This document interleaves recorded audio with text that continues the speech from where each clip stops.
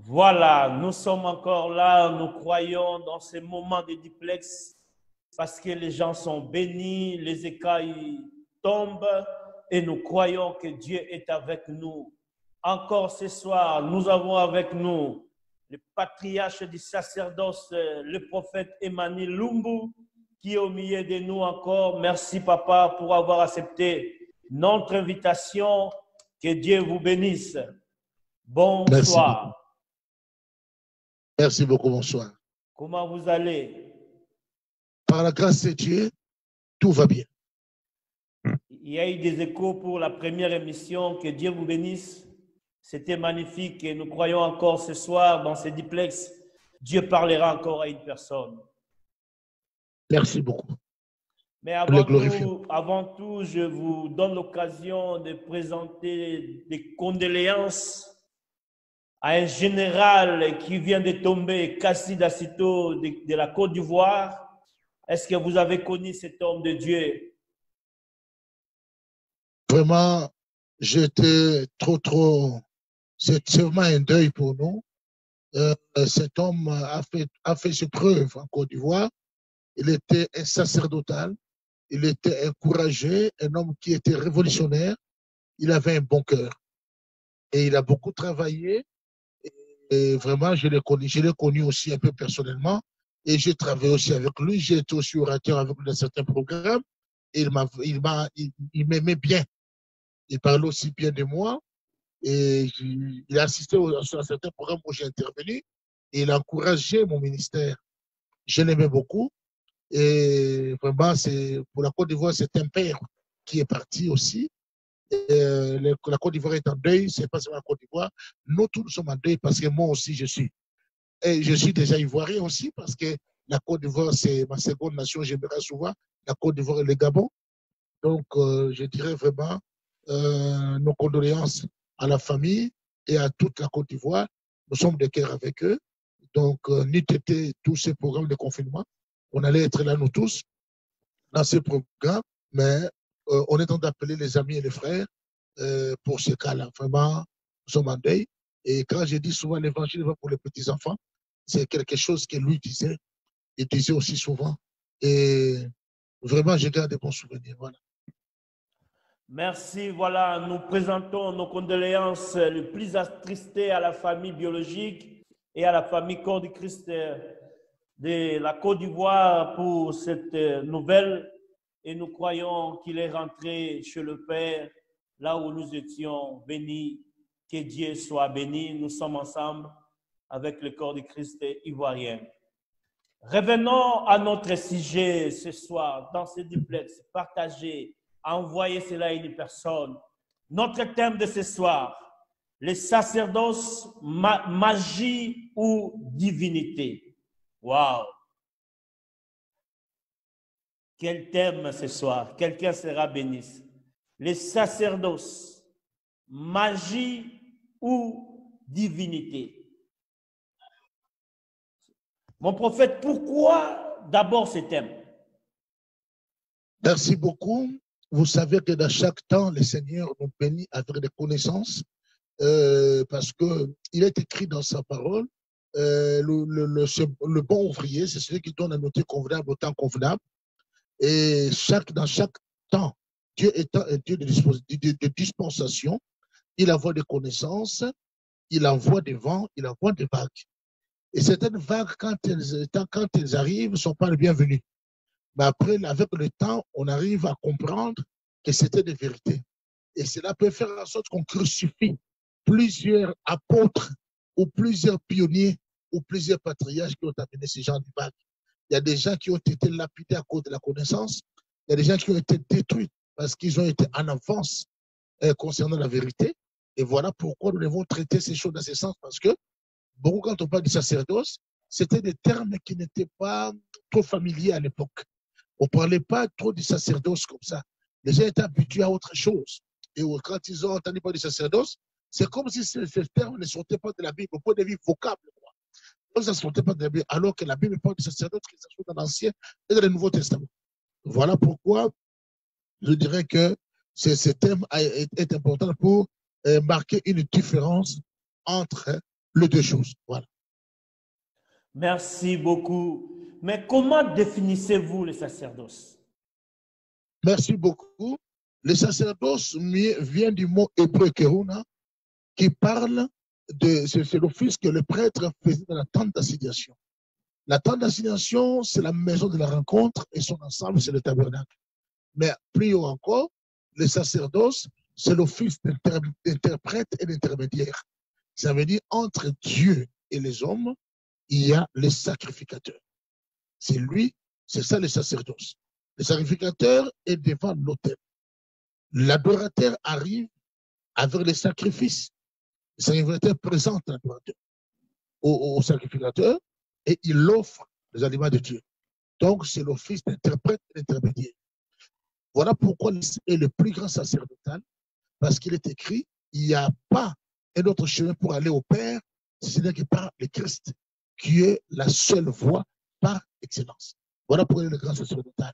Donc, au fait, en bref, c'est ça la définition. C'est l'office que le prêtre est le temps d'assignation. Quand je parle du prêtre, à nos jours, quand on parle de prêtre, on fait plus allusion au prêtre catholique. On croit que ce terme catholique, c'est faux, même dans la Bible, le terme prêtre existe. Le prêtre veut dire simplement sacrificateur. Le prêtre ne veut pas dire, ce terme n'est pas teinté seulement de religion. Mais à nos jours, comme on a parlé plus de 5 ministères, apôtres, prophètes, évangélistes, pasteurs, docteurs, enseignants, et les gens pensent qu'ils ne sont pas prêtres. Non, et tous sont des prêtres. Dans les prêtrises, et tous sont des prêtres. Dans les sacerdoces, il y avait des sacrificateurs qui avaient pour rôle, qui donnaient l'enseignement, d'autres servaient les temples, d'autres, il y avait plusieurs classes de sacrificateurs, même des lévites. Donc, voilà en bref pour la définition. Merci, mon prophète.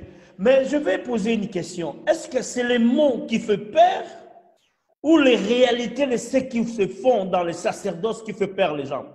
Parce que d'emblée, c'est catégorisé comme si c'est de la magie, c'est la divinité. Comment vous réfléchissez par rapport à cela? Parce que quand on parle du sacerdoce directement, c'est les mots qui dérangent ou c'est les pratiques qui dérangent?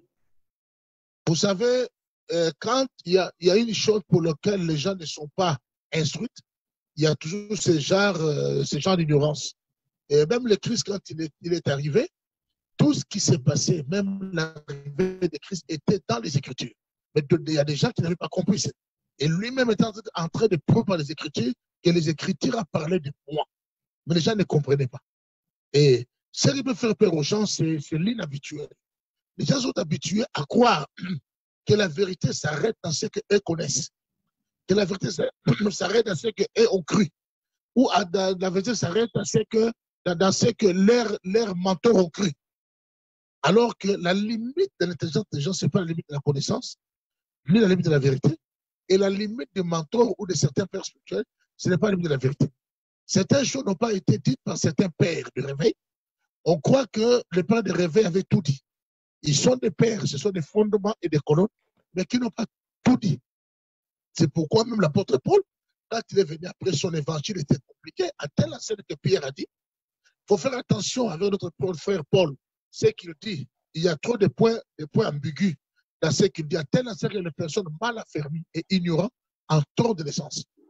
Les personnes mal affermies et ignorantes. Quand on ignore, on est ignorant dans un domaine, ou on est des fois mal affermis, on peut trop donner le sens de certaines choses. Il y a des gens, ils ont été comme ça, on les a dit tout ça, c'est la magie. Il n'a même pas le temps de vérifier, ni de mener loin ses études. Mais celui qui est le lecteur de la parole, aujourd'hui, il y a des gens qui nous reviennent. Ah, papa, excusez-moi, j'avais lu la Bible et j'ai vu telle chose. Ah, excusez-moi, je vais dire, quand on est dans la parole, il y a des éclairages, il y aura des lumières. La parole, c'est la lumière, la parole va nous guider. Il y a des choses qu'on ne va plus faire des pas, ça va tomber dessus. Merci beaucoup, mon prophète.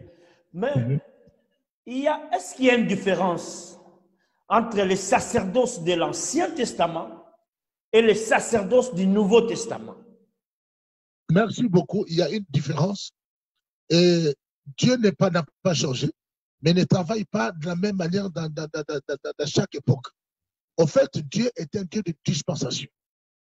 Pour ça, je dois faire un parcours par le sacerdoce.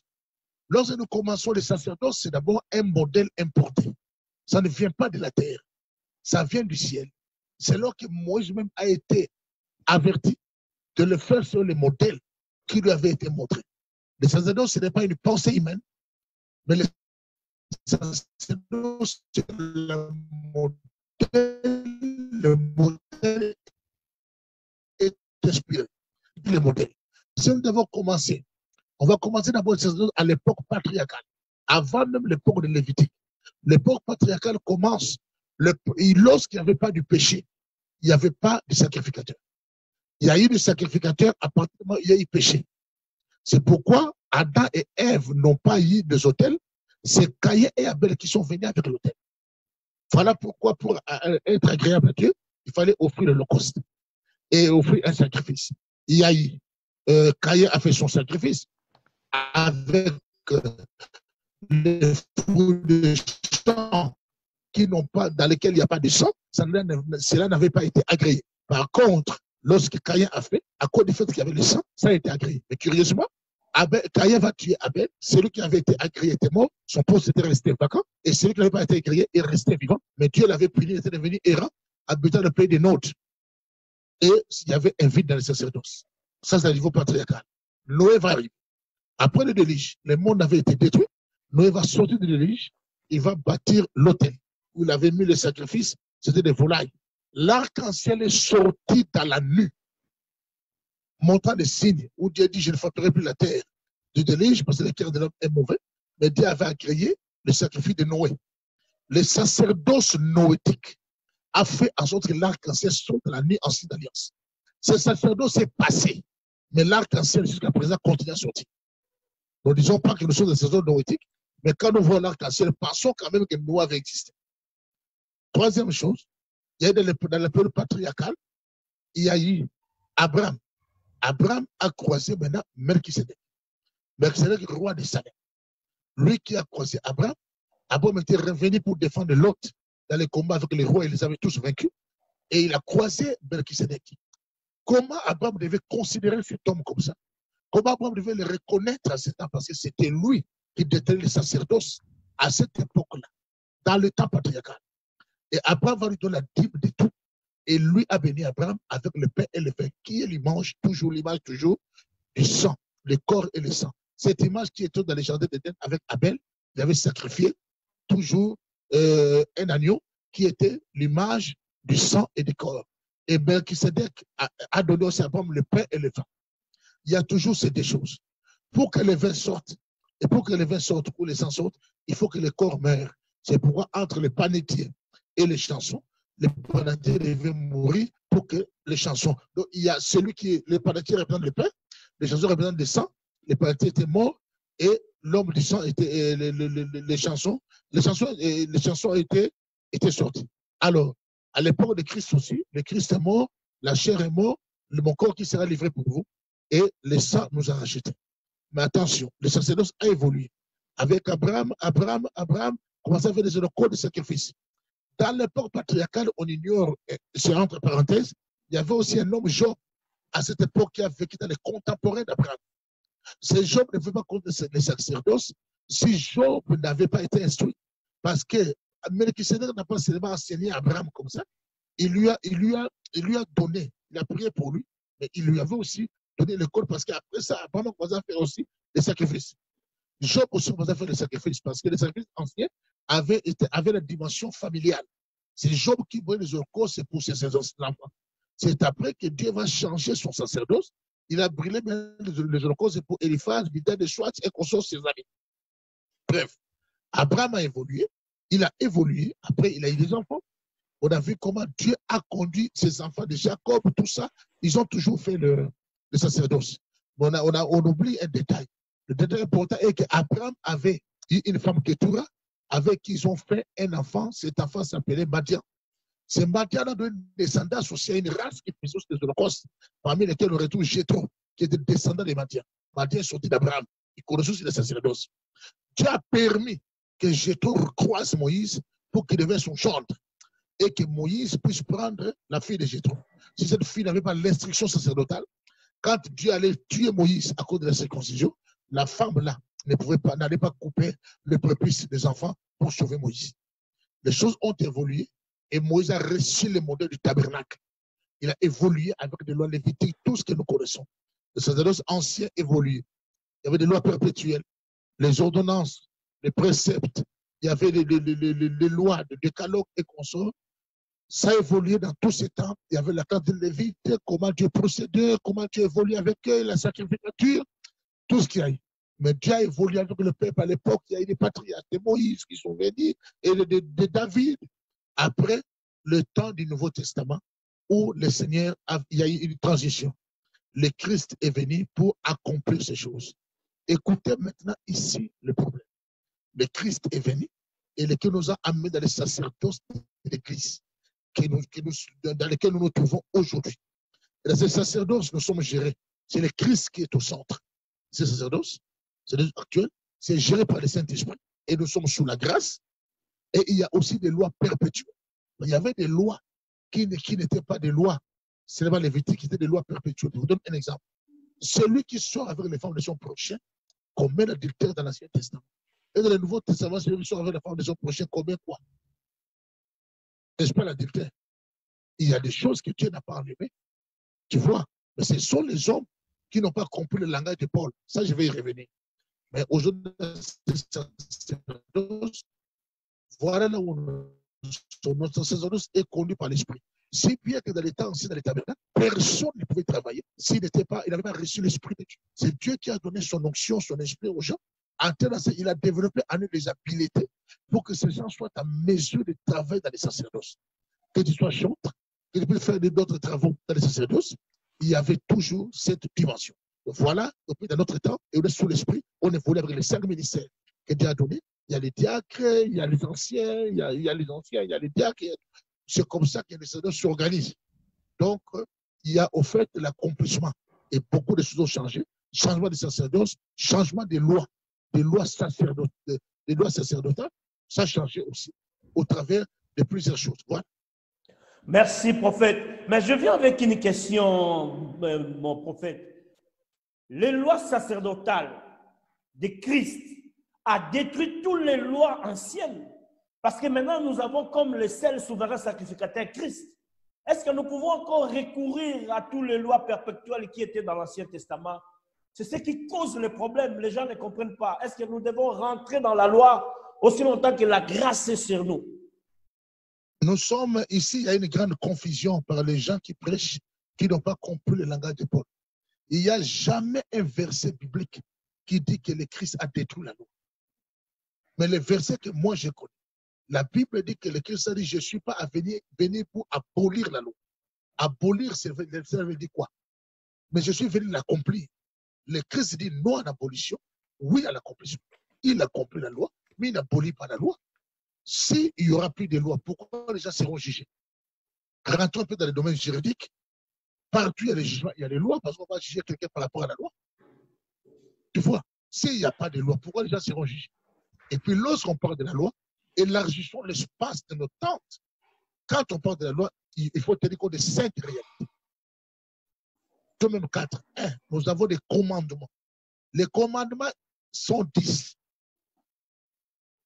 Nous avons les préceptes. Les préceptes, comment montrer les gens, on montre aux gens comment vivre, comment être, comment se comporter. Dans tout ça, les préceptes qui régissent Israël. À part ça, il y avait des ordonnances qui devaient gérer les cultes. Mais à part ça, il y avait des coutumes et traditions. Il y a des coutumes et traditions. Nous avons des circoncisions. On a beaucoup de... Même aujourd'hui, c'est quelqu'un, la femme qui va l'accepter. Est-ce que tu comprends? Si quelqu'un, aujourd'hui, n'est pas circoncis, il n'a pas de problème avec Dieu, ni avec les diables, mais la femme va l'accepter. Tu comprends? Donc, ce sont des choses, il y a des choses qui sont liées à des lois, il y a des choses qui sont liées à de certaines traditions. C'est des lois, c'est des talites, c'est beaucoup de choses. Parce que les gens oublient qu'Israël était un peuple. Et derrière ce peuple, il y avait aussi l'histoire de leurs ancêtres, il y avait leurs traditions aussi. Il y a des choses qui sont typiquement traditionnelles, selon les Juifs. Il y a des choses qui sont des choses bibliques que nous devons suivre. Même dans les traditions, il y a beaucoup de choses qu'il faut savoir comment gérer. Voilà pourquoi plusieurs personnes se trompent ici. Quand on parle de la loi, l'apôtre Paul, les gens n'ont pas compris sa démarche.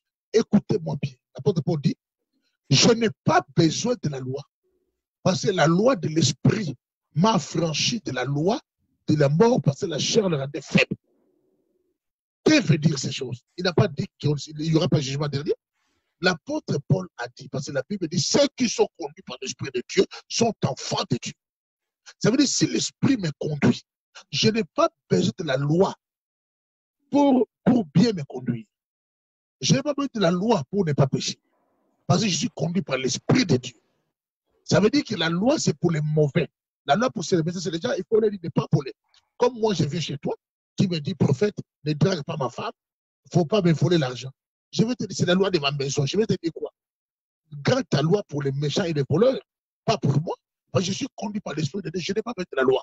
C'est ce que Paul voulait dire. Paul ne voulait pas dire que péché qu'on va voler, ou bien il y a la loi là-bas. Et nous, Paul n'a pas voulu dire ça. Paul a voulu dire que nous sommes la loi de l'esprit. La loi de l'esprit, c'est quoi? Dans l'esprit, il y a les fruits de l'esprit. Dans l'esprit, la Bible même dit, et le Saint-Esprit, que Dieu accorde à ceux qui lui obéissent.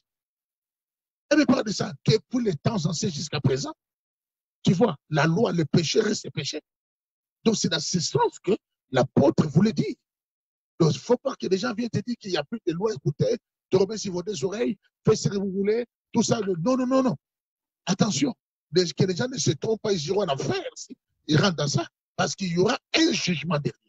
Même l'enlèvement.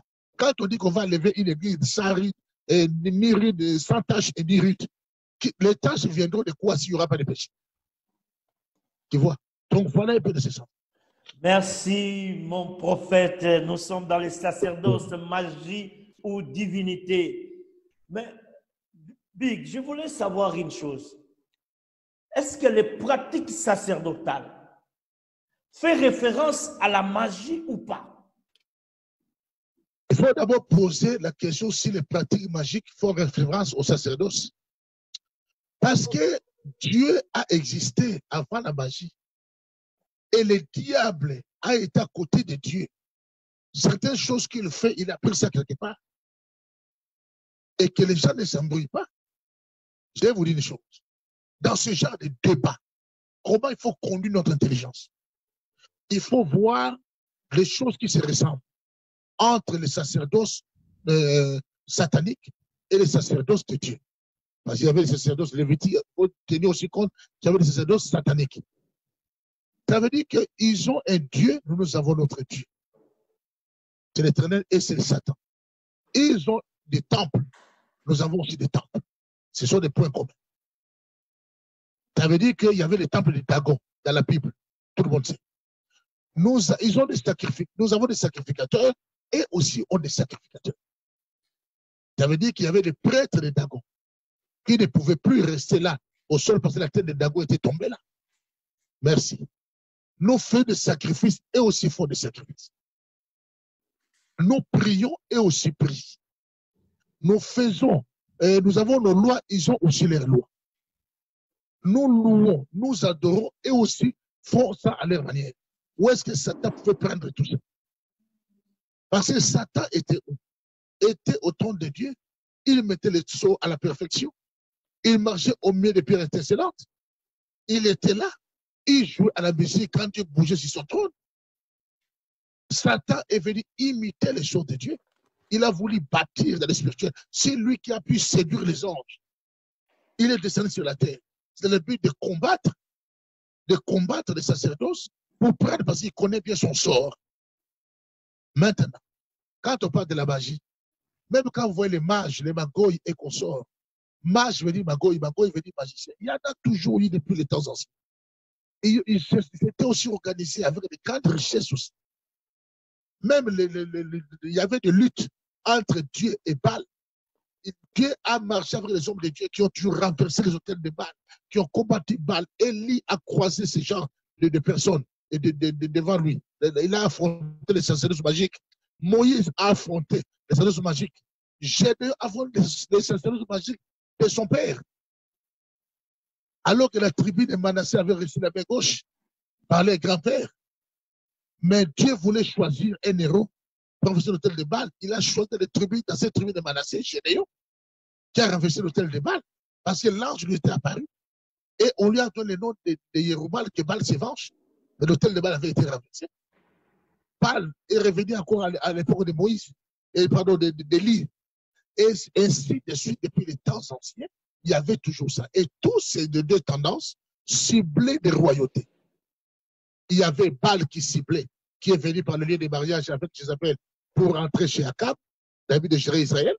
À l'époque de Dagon, c'était aussi comme ça. Tous les faux, la magie cible toujours les sommités, cible des rois, des présidents, des gens comme ça, dans le but de gérer le monde. Vous avez vu, à l'époque même de Daniel, il était dans une nation païenne. Il a travaillé parce que la plupart des nations païennes sont gérées par des sacerdoces noirs, des sacerdoces sataniques ou magiques.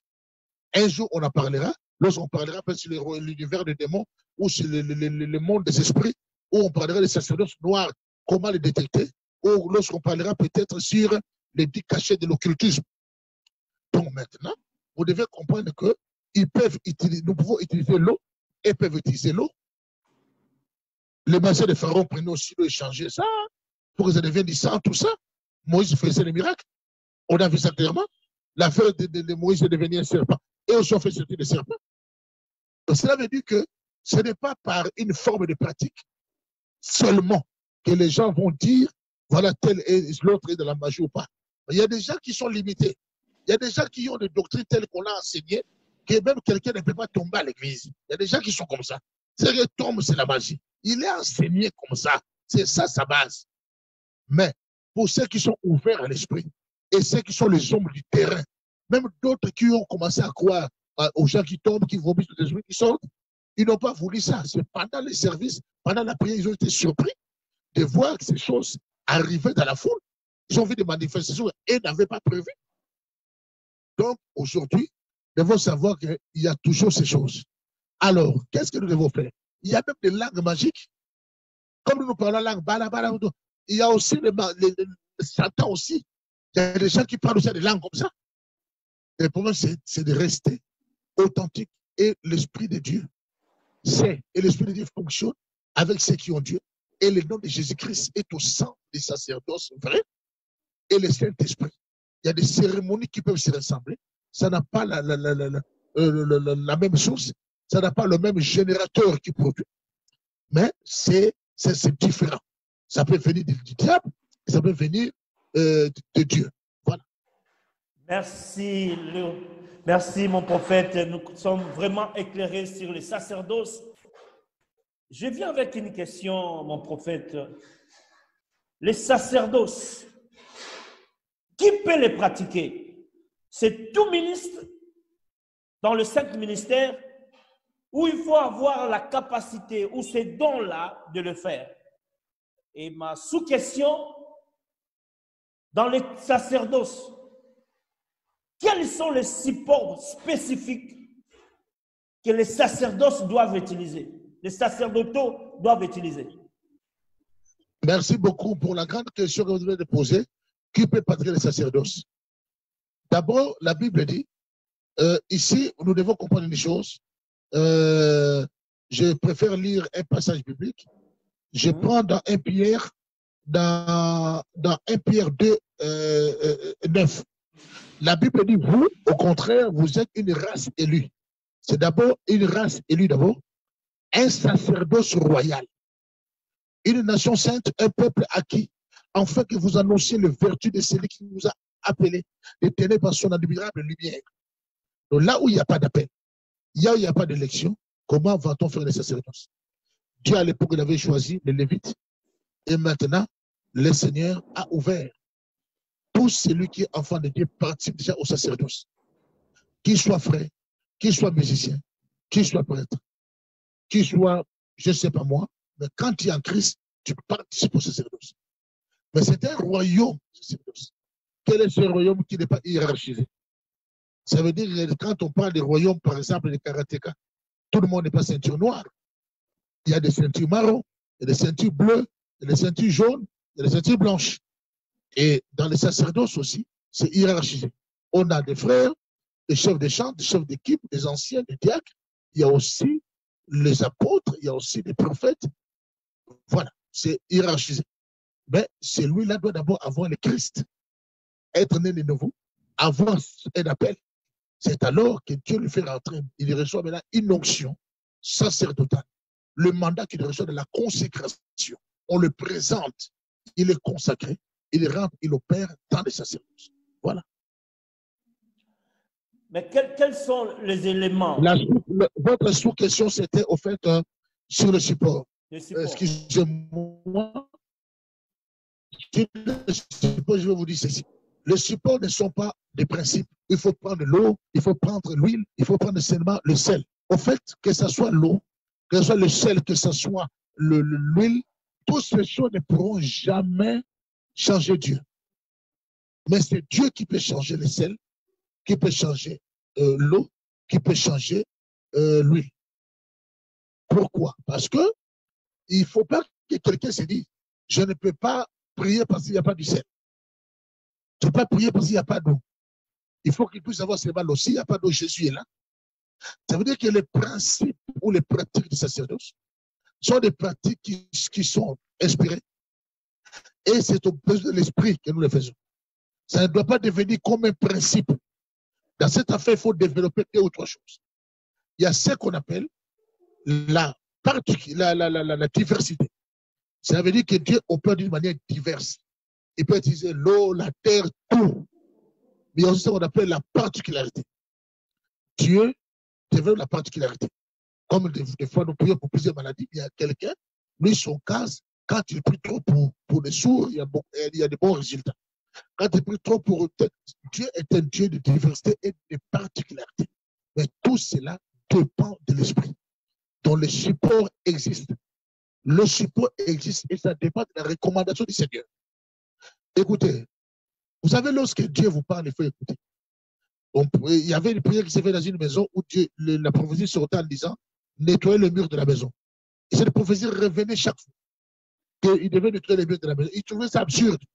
Il y a 15 prophéties qui nous dit de nettoyer le mur de la maison. C'est pourquoi il ne faut pas trop bouter. Ils ont dit, bon, après tout, nous ne perdons rien, nettoyons le mur de la maison. Et ils vont nettoyer le mur, ils vont se rendre compte que pendant qu'ils nettoyaient le mur, la peinture chutait. Et pendant que la peinture chutait, et il y avait des écritures qui ressortaient du mur. Et ces écritures avaient dit quoi? Ça composait une phrase finalement qui disait dans cette maison, dans cette parcelle, aucune femme ne se mariera. Ah bon? C'est alors que les gens des chrétiens ont cassé le mur. Et c'était quelqu'un qui était derrière ça. Écoutez-moi très bien. Vous savez, il y a des choses, il ne faut pas avoir un esprit de croire que Dieu va faire des choses qui te plaisent ou il fera seulement, il sera limité par toi. Il va faire seulement les choses que toi tu connais. Dans le sacerdoce, que tu sois, même Moïse, même Élie, Dieu nous a toujours surpris. Des fois, on sait comment Dieu fait. Des fois, Dieu agit de sa souveraineté et de toute sa force. Voilà pourquoi, à ce qui concerne le support existe. Pierre, c'était son ombre. Paul, c'était le linge qui le touchait. Et il y a eu beaucoup de choses. Même les huiles, tout ça, Dieu peut utiliser même un coca. Il peut dire, prier. J'ai vu quelqu'un prier pour un coca, il a donné un malade, le malade a été. J'ai vu, on a prié pour les habits d'un homme fou. L'homme fou avait été guéri. Je crois que ceux des amis malades peuvent se souvenir. Je crois qu'on nous a parlé, on nous a raconté une histoire. Vous avez rencontré que Heidi Nabal a chassé un démon dans un corps. C'était où? En plein Kenya, dans la ville kenyenne. Cet esprit, il a dirigé ça vers un baobab. Le baobab a explosé. Dieu peut faire des choses comme ça. Tu vois, il y a des choses que Jésus faisait.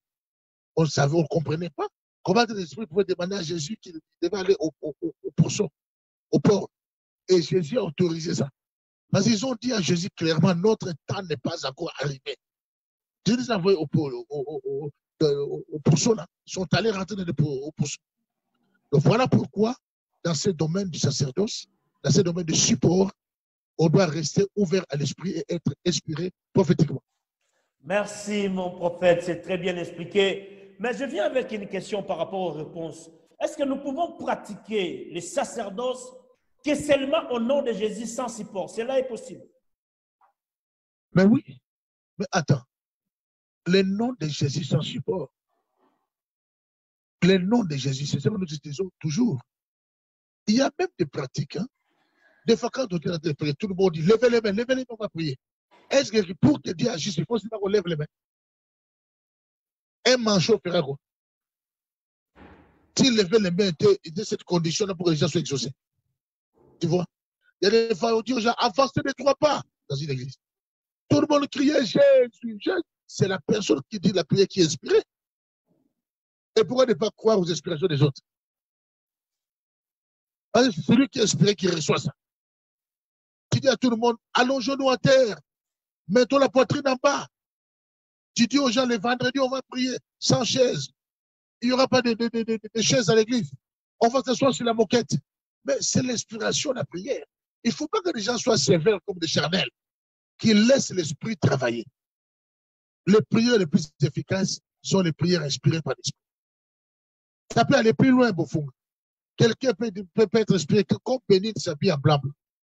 Pourquoi ça ne choque pas? Et notre problème, c'est quoi? Surtout les Africains doivent sortir de cet esprit qui nous bloque. Comme un esprit de néocolonialisme. Pourquoi je dis ça? Si c'est un Américain qui fait une pratique, ou un anglophone, tout le monde est derrière. Mais l'autre, c'est leur frère. Les gens le combattent. Quand les gens disent des prophéties et tout ça, la plupart des gens qui font aujourd'hui, qui sont à la une, des grands prophètes, certains anglophones, quand nous regardons, mais c'était des enfants, quand nous on prophétisait, d'autres étaient encore des frères. Mais la chance pour eux, ils sont bien reçus. Nous, qu'est-ce qu'on n'a pas connu comme contradiction? Moi, je connais des gens, à cause du fait qu'on m'avait appelé prophète, ils m'ont fermé la porte de leur église. Mais aujourd'hui, il y a des prophètes partout. Pour Pofunga, Dieu sait qu'on a payé des prix. Et quand tu viens en RDC, tu parles du prophète, les gens savent quels sont les prix que nous, des pays aussi, on a payés. On a connu des problèmes. L'autre fois, il y avait un Américain, Newberry, qui était venu à l'église, il vient de voir, à Lubumbashi. Il a utilisé l'eau. Il a jeté l'eau sur les gens. Personne n'a murmuré. Mais lorsque, moi, quand j'étais parti là-bas, j'ai jeté l'eau. Il y a des gens qui avaient murmuré. Et le passé, Loukou, ça dit ça. Mais Newberry a fait ça ici. C'est notre mentalité. On doit sortir de là. Et autre chose, c'est pourquoi vous remarquez que même ceux qui sont des anglophones là, ils ont commis trop de bavures dans la prophétie. Mais les gens sont toujours derrière eux. Parce que nous avons ces gens de mentalité. De croire à ces gens, de se sentir moindre devant ces gens. Devant ces anglophones-là. Il y a des gens qui ont détruit la prophétie. Il y a des gens qui ont créé des réseaux. Il y a des gens qui travaillent avec le Wi-Fi. Ils travaillent. Il y a des options aujourd'hui. Toi, tu connais, vous connaissez bien dans cette génération Android. On peut voir ton visage. Quelqu'un rentre avec les modems, il voit ton nom. Pour ça, les gens qui sont en contact avec toi, ils te disent, bon, il y a quelqu'un à Luanda qui te connaît, s'appelle Jean-Pi. Tu dis oui, les gens crient professeur, mais lui, il a vu ça de son portable. Il y a des gens qui filment, il y a les drones qui voient les visages des gens. Qu'est-ce qu'on n'a pas vu? Ou des fois, de l'argent qui rentre dans des téléphones des gens. Il y a des choses qu'on nous a expliquées dessus. Ce sont des choses à dormir debout. Tu vois? Donc, je pense que les gens doivent savoir, des fois, les gens que vous avez diabolisés n'étaient pas des vrais diables. Mais des fois, des vrais diables, vous allez les connaître d'après. Voilà. Merci, mon prophète, le prêtre du sacerdoce. Mais révérend, j'ai une question. Quel est l'apport du sacerdoce dans le salut? L'apport du salut, d'abord, le sacerdoce, quand vous voyez l'image du tabernacle, on devait d'abord laver la bête. Il y a d'abord la purification. Et tu vas voir, la Bible dit que les sacrificateurs se purifient de conseil. Donc, vous devez savoir que dans les sacerdoces, nécessite la sanctification, la pureté, si bien que c'est Dieu qui nous justifie. Attention. Ça ne veut pas dire parce que Dieu nous justifie, on doit faire ce que nous voulons. Non, non, non. Dans les sacerdoces, la sanctification est très importante. De deux. Vous allez voir que la Bible dit nous allons régner. Il a fait de nous un royaume de sacrificateurs. Pour notre dire, et nous régnerons sur la terre. La Bible parle même dans les temps millénaires. Nous allons régner sur la terre. on ne peut pas dissocier le salut et du salut. Je voudrais encore aller plus loin. Le terme salut chez nous, les gens voient seulement aller au ciel. Mais le terme salut peut s'expliquer de cette manière. Même si quelqu'un est malade et qu'il est guéri chez les Juifs, c'est le salut. Celui qui était sans boulot, il a trouvé le boulot, c'est aussi un salut. Le salut dépend du contexte. Et tout ça dans le sacerdoce, nous le trouvons. Celui qui était ignorant, il a connu de conscience, il a trouvé un salut. Tu vois, le terme salut et le terme grâce a plusieurs contextes. Et quand on parle, on se saisit d'un seul angle. Il y a d'autres contextes. Lorsqu'on ne les exploite pas, on pourrait être limité à la manière de communiquer la matière. Voilà. Merci, merci beaucoup. Prophète, je vais avoir la différence entre les sacerdoces prophétiques et les sacerdoces de surnaturel et les sacerdoces angéliques. Est-ce qu'il y a une différence si nous pouvons les connaître? Au fait, il n'y a pas de sacerdoce toujours prophétique, angélique et tout ça. Tout ça est dans les sacerdoces. On ne peut pas être sacerdotal si on n'est pas prophétique. Parce que les sacerdoces actuels dans lesquels nous nous trouvons est christocentrique. Ça veut dire que le christocentre, le sacerdoce est géré par le Saint-Esprit.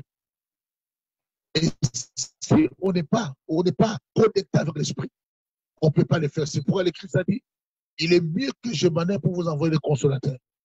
J'ai beaucoup de choses à vous dire que vous ne saurez porter maintenant.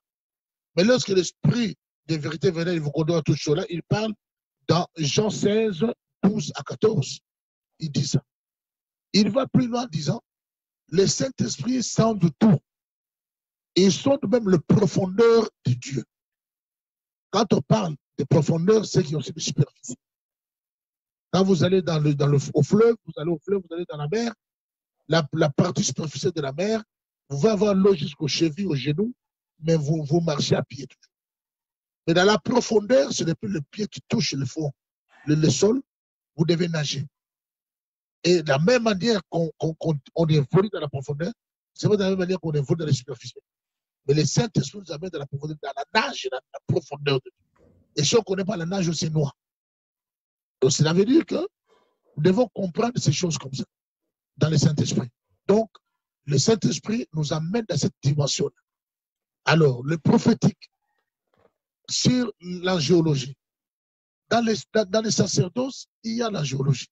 Et le Christ lui-même a ouvert l'angéologie. Lorsqu'il partait au Père, il a dit, désormais vous verrez le ciel ouvert et les anges monter descendre sur le Christ. L'autre fois, j'avais une émission, j'ai vu quelqu'un qui appelait, elle a dit, non, nous ne sommes plus autant des anges. Nous sommes autant du Saint-Esprit. Mais la Pentecôte était déjà venue lorsque l'ange était venu libérer Pierre en prison. Dans l'Apocalypse, on voit plusieurs choses des anges qui vont intervenir. Les anges sont toujours là. Ils ont toujours les zéros là. Mais comment l'ange a parlé à Philippe? Il y avait un travail de duo entre l'ange et l'Esprit de Dieu. L'Esprit l'a emporté, l'ange l'a parlé. Philippe était au temps de la grâce, au Nouveau Testament. L'apôtre Paul a dit, un ange qui appartient m'a dit que vous ne mourrez pas. Lorsque les bateaux avaient fait naufrage. L'apôtre Paul, les apôtres ont vu les anges. Tu vois, mais dans les domaines des anges, il y a les anges déchus et les anges de Dieu. C'est pourquoi l'apôtre Paul dit, l'évangile que nous vous annonçons, même si c'est un ange du ciel, oui, qui vient vous dire le contraire, ne l'acceptez pas. Tu vois, c'est pourquoi nous devons comprendre la géologie. Vous savez, les gens doivent savoir des réalités. L'évangile n'est pas pour les petits-enfants. La parole n'est pas pour les petits-enfants. Les apôtres Paul avaient des grands défis. Écoutez, quand il dit, Ephésiens 3:10, en fait, que les principautés et les dominations dans le lieu céleste connaissent par l'Église la sagesse infiniment variée de Dieu. Les principautés, les forces là, c'est au travers de l'Église. C'est à l'Église de faire vivre ces choses. L'Église qui est bâtie sur la pierre, qui a reçu de grandes promesses, que les portes des enfers ne prévaudront point. L'apôtre Paul devait aller pour les personnes de l'Église. Il est arrivé à Éphèse. il a trouvé des réalités. Il y avait le temple de Dieu, de la divinité Diane. Il y avait des forces, des grandes divinités. Et l'apôtre Paul devait aller là-bas. Il devait avoir un sacerdoce meilleur. Donc, dans les sacerdoces, il y a les prophétiques. Dans les sacerdoces, il y a l'angéologie. Et la troisième chose qu'il avait dit, c'était quoi? Ce sont des choses. Le surnaturel. Quoi? Le surnaturel. Le surnaturel, d'abord, c'est tout ce qui est au-delà du naturel.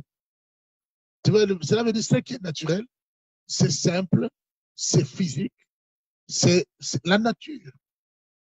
Mais le surnaturel, c'est au-delà du naturel. Et le sacerdoce a des dimensions simples au départ, mais ça a des dimensions surnaturelles. Le Christ, à des moments, il était naturel comme homme. Il y avait des dimensions surnaturelles comme la transfiguration. Tout ça, nous les retrouvons dans les sacerdoces. Tu comprends?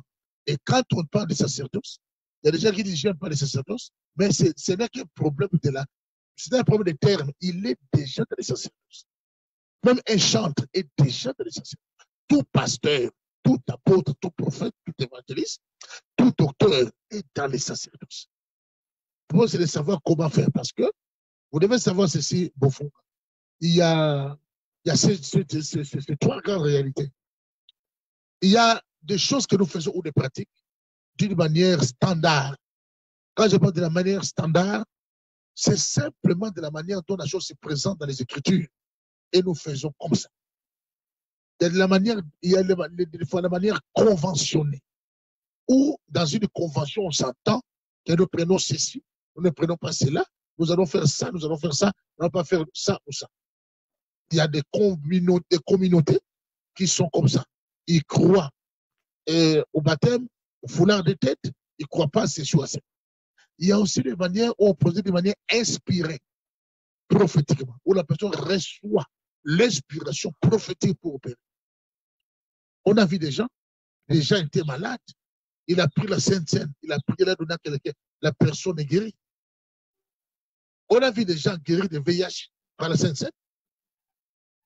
Il y a des témoignages énormes.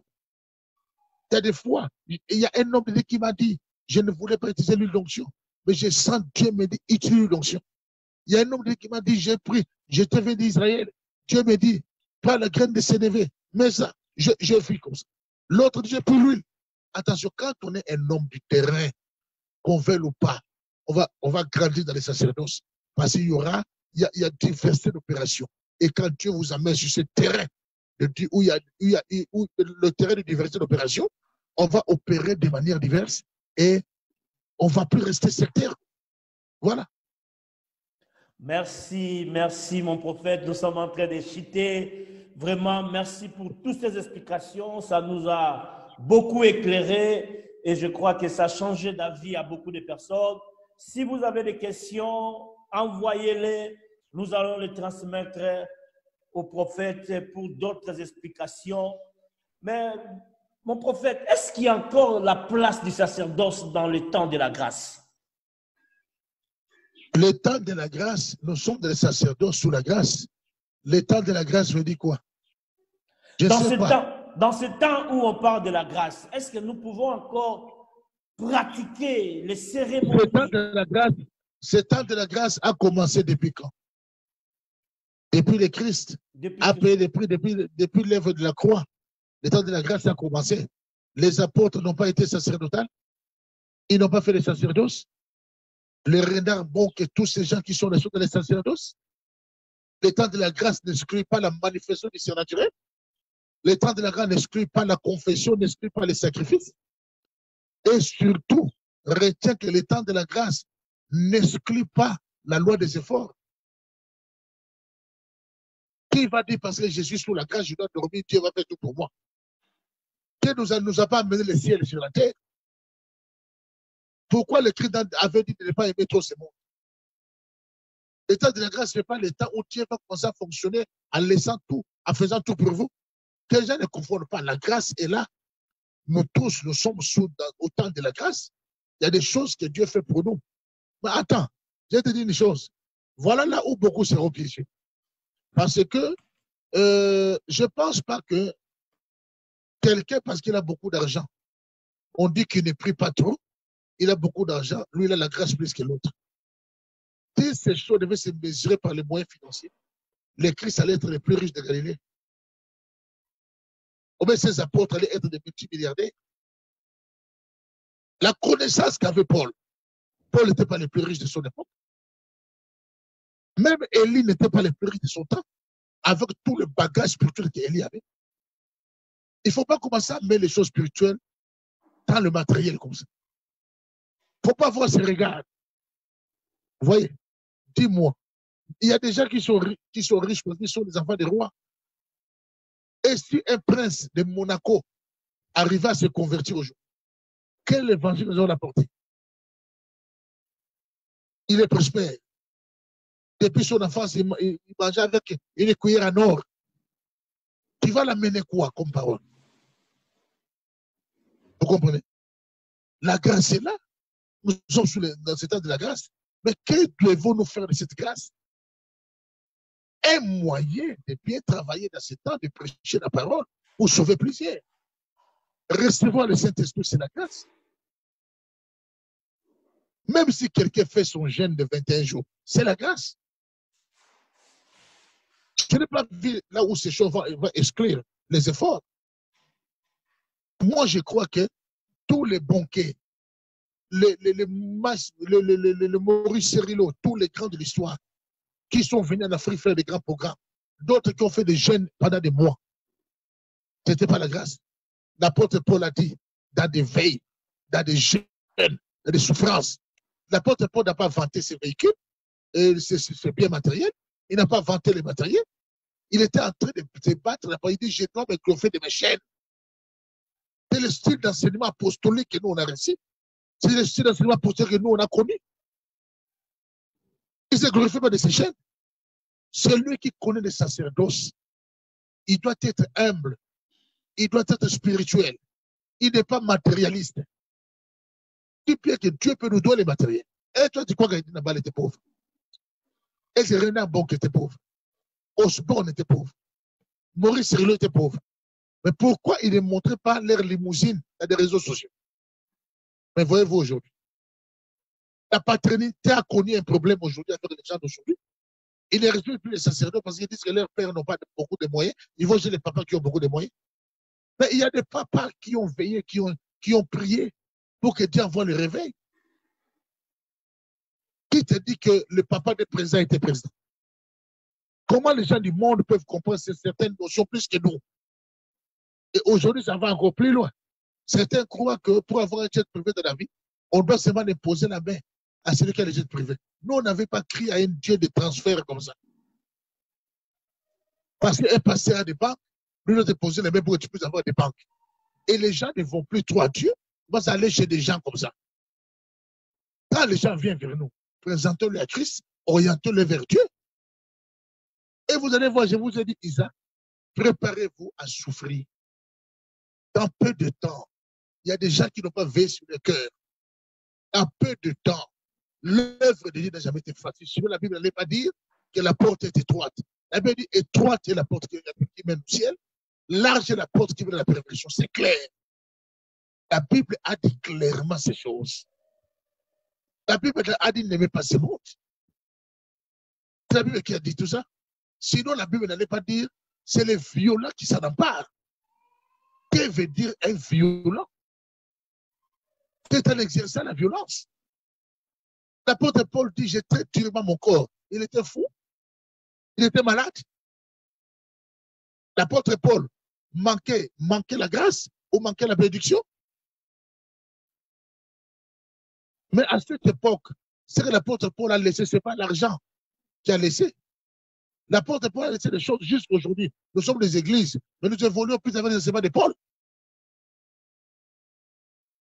Tu vois un peu, c'est dans ce sens-là. Donc moi, je ne suis pas contre quoi que ce soit. Nous aimons, tu sais bien, parmi mes domaines, Dieu m'a beaucoup utilisé, même pour récolter les fonds pour les églises baptistes. Ça, c'est l'un de mes domaines. Tu vois. Et je fais ça. Il y a des églises qui gardent aujourd'hui des terrains et des maisons qu'ils ont conçues par le travail qui avait été fait sous la grâce. C'est la grâce. Les dons, c'est la grâce. Avoir la capacité de beaucoup prier, c'est la grâce. L'apôtre Paul est traité d'inventaire et prier de paraphrase. L'apôtre Paul qui dit, toute la nuit, il est prié. Il a vu des soucis. Il était rongé par les soucis de certaines églises. C'est Paul qui dit ça. Il avait affaire à des faux frères. Il a eu des coups et des chocs. Ce n'est pas l'évangile de la facilité. Par l'évangile de la facilité, on va conquérir ce temps qui est devenu compliqué et corrompu. C'est le temps où on ne doit pas changer la forme du pain. C'est comme le pain, mais ce n'est plus le pain. Non, le pain reste pain. Le O reste O, B reste B. Nous devons fournir un effort comme ça. C'est comme ça qu'aujourd'hui même, nous ne sommes pas respectés par certains hommes d'État qui viennent prier chez nous. Ils voient comment est-ce qu'on tremble devant les matériels. Alors que le cas de Paul n'était pas comme ça. C'est comme ça que nous devons comprendre les choses. Donc, tout le monde aime la bénédiction, mais vous devez comprendre que le sacerdoce a une grande place. Jusqu'au ciel, la Bible dit, dans les médias, nous allons régner en sacrificateur. La Bible dit ça dans l'Apocalypse. Nous régnerons en sacrificateur. Donc, les choses sont claires que nous allons régner en sacrificateur. Donc, cela ne veut pas dire que les choses s'arrêtent là. Voilà. Merci, mon prophète. Des questions, et puis nous allons finir. Quel est le rôle du Melchisedec dans le sacerdoce? En fait, le rôle de Melchisedec, roi de Salem, qui était l'image de Christ, à cette époque, Dieu a envoyé Melchisedec croiser Abraham et de bénir Abraham. Parce que pendant que Melchisedec bénissait Abraham, la Bible déclare que Lévi était au rein d'Abraham. Dans Melchisedec, il y a deux choses. Il y a un sacerdoce, il y a une royauté. Et lorsque nous venons voir, la Bible nous parle que nous sommes un sacerdoce royal. Il y a en Christ, il y a la royauté. En Christ, il y a le sacerdoce. Donc c'est comme ça. Et la Bible dit dans le livre des psaumes, Dieu a juré en disant, tu es sacrificateur selon l'ordre de Melchisedec. Écoutez, il y a de certaines choses, quand vous prenez le psaume 114, vous prenez Hébreux 7, 21. La Bible dit, Dieu a juré que Jésus-Christ est sacrificateur à perpétuité selon l'ordre de Melchisedec, ça s'appelle sacerdoce éternel, qui n'est pas selon le Lévitique. Là, ce n'était pas éternel. Qui est sacerdoce sur la terre et dans les cieux. Voilà pourquoi la Bible l'appelle le grand sacerdotal, parce qu'il a traversé le tabernacle céleste avec son propre sang, qui est l'image de Christ, à la manière de Melchisedec. C'est l'ordre de Melchisedec. Et dans Français courant est écrit, qui est serviteur à perpétuité selon la tradition de Melchisedec. Imaginez-vous qu'Abraham a évolué à ce temps-là, Melchisedec il évoluait comment? Il a béni Abraham, un sacrificateur. La Bible, dans la bouche du sacrificateur sortira deux choses. Dans sa bouche sortira la loi, la science et la loi. Dans la bouche du sacrificateur, selon Malachie. Et il a fait s'enseigner à Abraham. Il a dit des choses. On n'a pas trop près de les raconter. Et les choses ont évolué. C'est de Lévitique est sorti par les enfants d'Abraham. C'est sorti par au fur et à mesure, ça a évolué jusqu'à nos jours, aujourd'hui. Donc, il faut savoir que quand on passe à Melchisedec, on passe carrément à Christ. Tu vois, l'image là, avant qu'Abraham soit Jésus, il était là. Parce qu'Abraham est resté comme l'image chez les Juifs.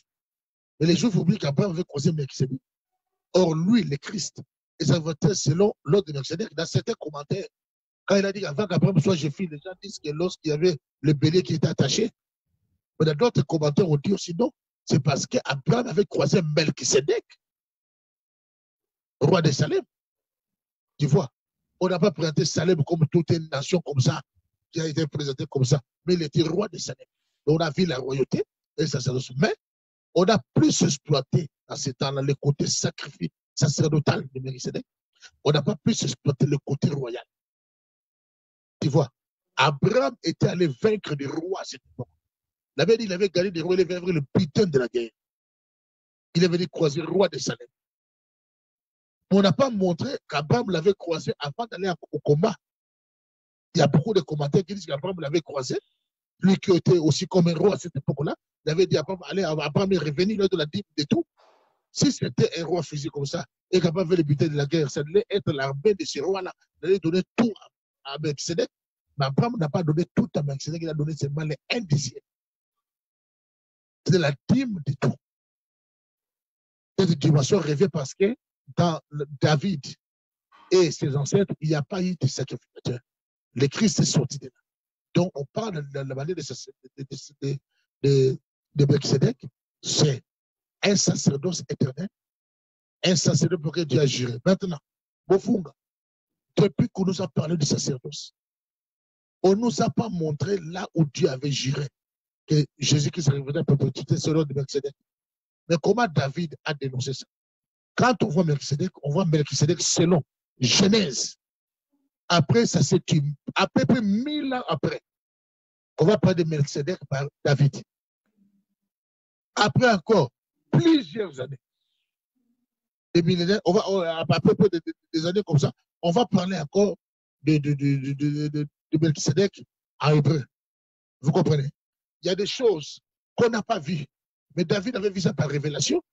Comment Dieu a fait un serment. Le serment là, Dieu a fait devant quel témoin?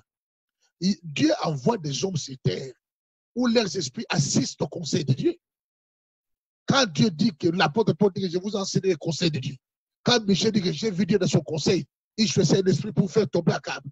Il y a Dieu dans son conseil, il a certaines personnes qu'il faut assister dans son conseil. Tu vois? Par exemple, excusez, je vous donne un exemple. La béni Moïse est mort. Dieu l'a enterré dans un lieu secret. Mais la Bible nous présente qu'il y a eu dispute. Nous, on s'est arrêté là, dans la montagne de Nebo, tout ça. On l'a enterré dans le périphérie là. Dieu n'a pas voulu qu'on voie là où Moïse avait été enterré. Mais comment est-ce que Jude va révéler qu'on avait disputé, son corps a été disputé entre l'archange Michael et Lucifer. Attends, c'est qu'il a dit que Dieu te réprime. Comment il avait vu ça? C'est Jude qui a dit ça. Tous les gens qui sont venus avant, on n'a pas vu là où ils ont écrit ça.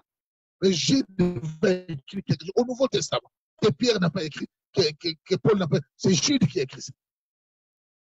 Mais c'est comment c'est pas ça qu'elle dit. Il disputait son corps. Il y a des choses que si les gens ne croient pas à l'esprit, ils peuvent croire qu'ils sont des récits imaginaires. Mais dans les choses de la Bible, on est dans la divinité, on est dans les choses de Dieu. C'est spirituellement qu'on en juge.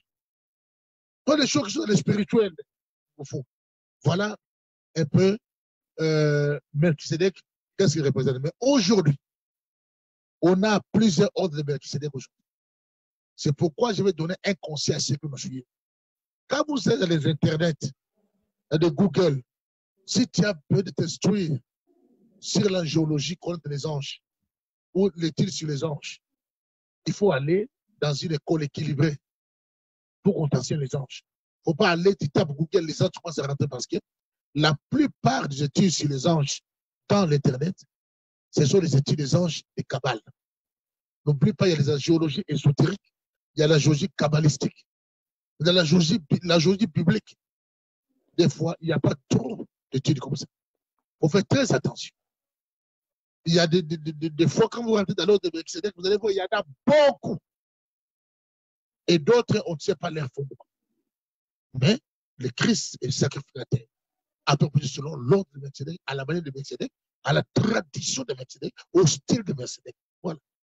Merci, merci, merci beaucoup. Dernière question. Et puis un mot pour tous ceux qui ne croient pas au sacerdoce. Tous ceux qui les tarifient de magie, de mystique, d'exotérisme. Un mot clair pour tous ces gens par rapport à tout ce que vous venez de dire. Et puis, quel est l'apport du sacerdoce dans le tabernacle? Nous finissons par ces deux questions et puis vous allez prier pour nous. Je dirais peut-être le contraire d'abord. Quel est l'apport du tabernacle dans le sacerdoce? Parce que le sacerdoce, le tabernacle était fait selon les modèles. En fait, ce n'est pas les choses qui sont venues de la terre. Quand les gens passent au sacerdoce, ils doivent croire au prophétique et à l'inspiration. Il a dit, monte ici, fais sur les modèles que tu as vus. Quand tu vois dans les sacerdoces là, le tabernacle, pardon, c'est le Christ. Le main du Christ. Il y avait le parvis, le lieu saint et le lieu très saint. Allons-y dans le parvis. Il y avait le cuivre de rein où on lavait la bête. Le Christ est passé par le cuivre de rein. Il a été baptisé. Il y avait l'autel de sacrifice. Après cela, il est allé 40 jours dans le désert. Il a prié pendant 40 jours. Après ça, vous allez rentrer dans le lieu saint. Il y a le chandelier. Il avait reçu l'Esprit sans mesure. Non, d'abord, il y a l'autel de parfum. Sa renommée s'est fait attendre dans toutes les villes d'alentour. C'est l'autel de parfum. Après, il y avait les chandeliers. Il avait reçu l'Esprit sans mesure. Il y avait aussi la table de pain de proposition. Il avait la vie de la parole, c'est lui-même la parole. On va dans les lieux très saints. Qu'est-ce que nous voyons? On voit l'âge. Là où il y avait quoi? Il y avait la verre d'Aaron qui fleurissait. C'était le pouvoir de Christ. Il y avait les chérubins qui ont tourné les ailes. Il y avait le sang. Le sang. Mais lui, c'est le sang qui parle mieux que le sang d'Abel. Donc c'est sans parler. Il y avait la manne. La manne, qui est la parole. Il y a beaucoup de choses, tout ce qui est dans le tabernacle. Avant d'être dans les tressés, il y avait des chérubins. De la même manière, quand le Christ est monté, il y avait des anges. Tu vois. Et dans ce domaine-là, il y a beaucoup de choses. Surtout quand tu as touché l'angéologie, il y a manger à boire. Si on peut faire une émission rien que sur l'angéologie. On reviendra sur ça. Il y a vraiment à manger à boire sur l'angéologie. Nous allons chercher faire une émission à ça. Si on peut penser à faire une émission sur l'angéologie, il y a même la géologie végétale. Il y a beaucoup de choses dans la géologie. Il y a plusieurs. Je ne sais pas si cette émission va terminer. Parce que la géologie est un domaine trop vaste. Mais ce que tu es en train de dire par rapport au tabernacle, même nous aussi, les chrétiens, nous passons par les tabernacles. Et nous passons par les baptêmes. Après les baptêmes, on vit des brisements, non? Et nous commençons la vie de la parole, la plénitude du Saint-Esprit, et Dieu commence à nous bénir, nous rentrons dans la profondeur. C'est au fait le passage. Et la Bible précise que lui, il a traversé les tabernacles célestes avec son propre sang. Et le sang qui parle mieux que le sang d'Abel. Le sang d'Abel dit vengeance, mais lui, qu'est-ce qu'il a dit? Pardonne parce qu'ils savent ce qu'ils sont en train de faire. C'est comme ça. Le sang là qui parle mieux, qui nous défend, qui continue à crier, qui continue à parler. Tu vois? Donc, dans cette affaire, il faut comprendre ça, là-bas dans le tabernacle, c'est ça. Par rapport à ce que vous avez posé comme question, sur qu'est-ce que, pour les gens qui ne croient pas au sacerdoce, il y a plusieurs courants au monde et je ne sais pas ce que Dieu fait avec tout le monde. Mais il y a beaucoup aujourd'hui, quand on a commencé ce message, il y a des gens qui nous insultaient, qui ne voulaient même plus nous saluer. Mais aujourd'hui, nous ne dormons plus. On a en tout cas des gens qui nous appellent. Et si on fait une émission, peut-être on avait des fois, sans insulte, 20 acclamations. Aujourd'hui, les choses ont changé. Des fois, c'est 90 des personnes qui sont pour, mais il y a 5 personnes qui résistent. Chacun est libre de voir ce qu'il veut. Il y a des gens qui ont la maladie de débat. Même si les choses sont claires, ils veulent toujours avoir des débats dessus. Il n'a pas besoin d'apporter la vérité, mais il a besoin de contredire quelqu'un. Il y a des gens qui sont comme ça. Tu sais que la vérité est un mot tellement grand qu'il n'est pas prudent de croire qu'on a noté les monopoles. Et de deux, on n'est pas venu défendre les hommes, on est venu défendre le Christ. La vérité reste la vérité, même si elle est sur la bouche d'une chèvre. La vérité reste la vérité, même si elle est sur la bouche d'une personne que tu n'apprécies pas. Il y a des gens qui ont fait leur choix. Ils aiment certains hommes de Dieu. Ils veulent que la vérité sorte de tel ou de tel. Même si tu avais été convaincu, parce qu'un autre a dit que ce n'est pas ça. Ce sont les gens qui ont un affaire à cause des autres. Moi, je crois que l'apôtre Paul dit, même si nous-mêmes, nous vous prêchons notre évangile, ne croyez pas. Le fondement de l'évangile sont là. Et les gens qui nous ont approchés, il y avait des catégories de gens qui, par radio-trottoir, on leur disait des choses que nous, on n'avait pas dit. On leur disait que nous prêchons les cabales. Nous sommes les cabales. Nous, on n'enseignait pas les cabales, on enseignait contre les cabales.